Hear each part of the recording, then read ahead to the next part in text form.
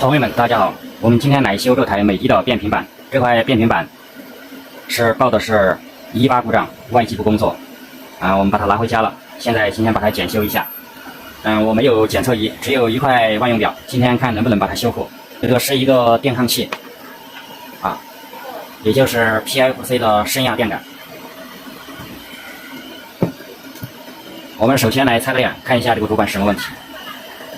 插电，好，电一插上，我们发现这个主板这个指示灯没有亮，这个 CPU 的这个指示灯也没有亮。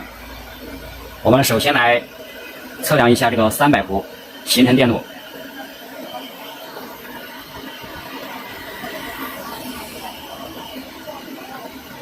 好，我们发现有226伏，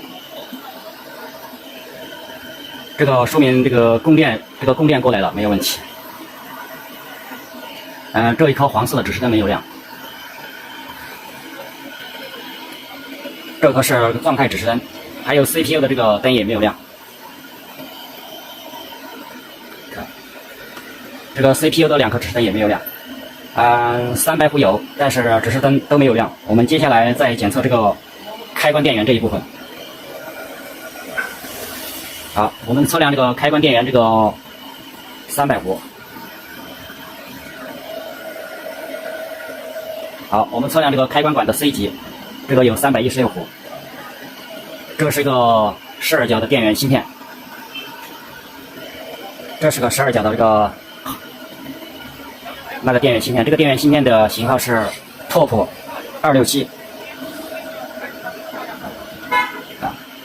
它的 C 级有300伏。测量这个15伏，发现没有，12伏也没有。这边的供给 CPU 的这个是单面一路地线，这边是冷地，这边是热地。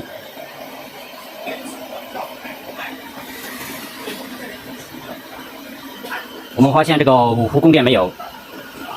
好，那说明这个板子的故障就属于这个开关电源的问题。我们现在把电拔了说明这个开关电源没有工作，要么就是短路了。我们来测量这个2极管，这个2极管要是没有短路的话，那就是个开关电源的问题。接下来我们就修这个开关电源就行了。这个5伏整流2极管是好的。这个12伏的整流2极管也是好的。这个缓馈绕走的这个2极管也是好的。这个次级没有短路那最常见的就是这个芯片坏了这个管理芯片我们已经拆下来了。我们发现了它这个确实是坏了，后面烧了一个洞，炸掉了。好，我们就只能静候佳音，等待这个配件到货装上去就可以了看来这个检修变频板还是挺容易的。说一句很简单的话，就是像检修电磁炉一样，按照这个思路，只要你会电子线的维修，修这个起来其实一点都不难，很容易的